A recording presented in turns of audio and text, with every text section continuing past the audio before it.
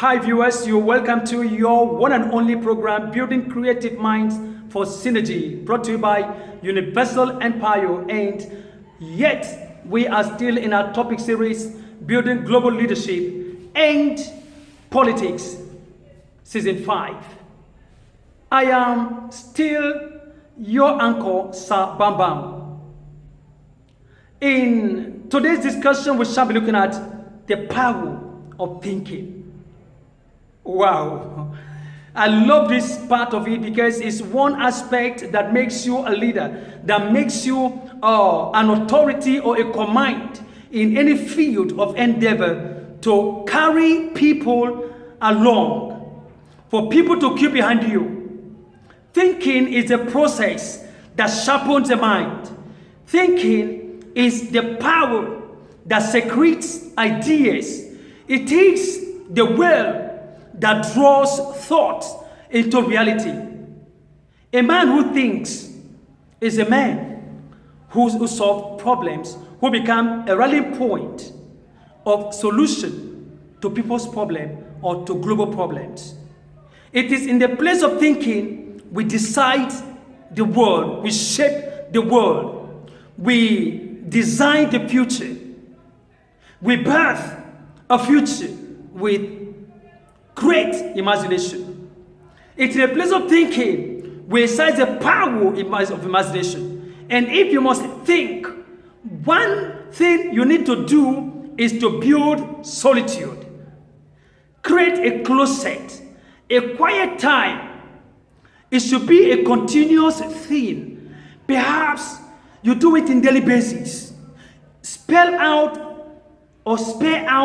a particular time, a particular portion of a period where you separate yourself, sink into yourself, sit down with yourself, and begin to imagine the world. Begin to pray into terrains that never exist, to import imaginary photographs in order to create your own future, in order to establish your own world. It is by so doing you come out with a world. You become an authority or a command to dominate creators. One person I love so much in this dimension is Abraham Lincoln. I took proper study of Abraham Lincoln and I said, one day I would discuss about him as a topic. I want, for purpose of reference and for the importance of this topic of thinking, to point out one aspect of him I love so much, which really helped him in his entire life to get to the top. Abraham Lincoln is a reader and is a great thinker. He thinks beyond the periphery. He thinks outside the popular or opinion of others. He sees from a peculiar angle because of his commitment to read. Reading is not limited to paper, books. You can read situations. You can sit down and look at issues and read. Thinking gives you the ability to become analytical, to make fair and good judgment, and it helps you to promote justice and equity at all time. This was one aspect that really influenced the life of Abraham Lincoln to fight for the union of America and to fight for the freedom of humanity. He set slaves free. Of course, while he was going through this reading at his prime age, people were not seeing this as anything to help him anytime, anywhere. Perhaps he saw it and pursued it.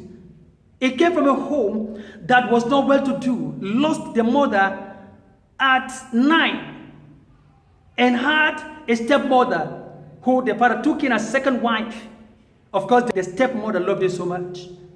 And he couldn't go to the formal school, what we call academics. He had to sink into himself to go into self-education. Particularly, he read books. He gathered books, he get books from people, he reads. And he took particular interest in English and mathematics. He studied by himself and he was able to take bar examination, which he cleared it, and then he became a lawyer. Gradually, this thing took him to the top, and he made the mark as American president, and the best of all presidents that ever reigned in America till today. See, you cannot think if you are not a reader, and it is impossible to become a leader when you are not a thinker. You become a great leader when you are a thinker. It takes thinkers to take the world to the top. Great thinkers to make great leaders. The most important thing I'm trying to strike up here is the fact that if you are not a thinker, you cannot go anywhere. The degree, the height to which you can think determine your altitude of dominion, your altitude of leadership. If we are talking about leadership, we need minds that can think. We need minds that have gone through revolution. We need minds that have been rejuvenated over the time to move Nigeria forward. And this only happened in the place of thinking. How much do we think? And that is why if you go out to take proper stock of who we are, you'll discover we exist by people's opinion. We live in the box. Of course, this is one reason why foreigners dominate us. We want to live like them. We don't think in a peculiarity. We think in their thoughts, in their packaged thoughts, in the box they gave to us. We want to live our lives in a society like them. Yet, we don't have their facilities, their systems and structures. That's why we crash and we end up destroying our society. Every human society is peculiar on planet Earth. You need to think based on who you are, what your society is, to lead the people and take the people to the promised land.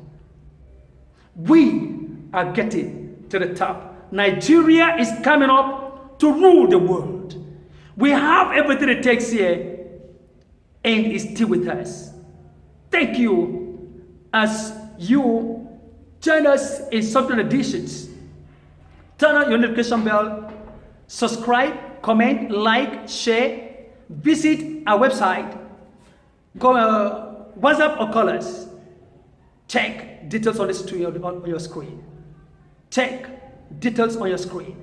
Thank you. I am the host, Sir Bam Bam.